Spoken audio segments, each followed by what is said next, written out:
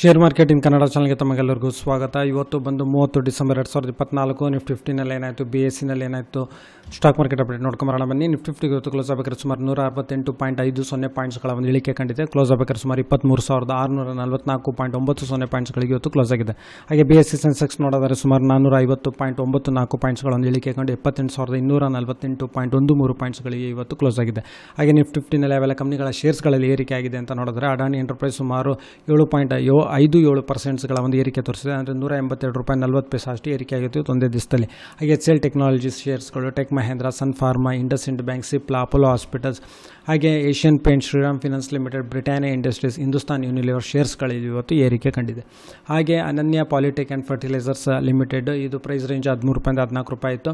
26ನೇ ತಾರೀಕು ಓಪನ್ ಆಗಿತ್ತು. ಇವತ್ತು 30 ಡಿಸೆಂಬರ್ 2024 ಇವತ್ತು ಇದು ಕ್ಲೋಸ್ ಆಗಿದೆ. ಈ ವಿಡಿಯೋ ನೋಡೋದಕ್ಕೆ ತಮಗೆಲ್ಲರೂ ತುಂಬ ಧನ್ಯವಾದ. ದಯವಿಟ್ಟು ವಿಡಿಯೋನ ಲೈಕ್ ಮಾಡಿ, ಶೇರ್ ಮಾಡಿ, ಕಮೆಂಟ್ ಮಾಡಿ, ಸಬ್ಸ್ಕ್ರೈಬ್ ಮಾಡಿ.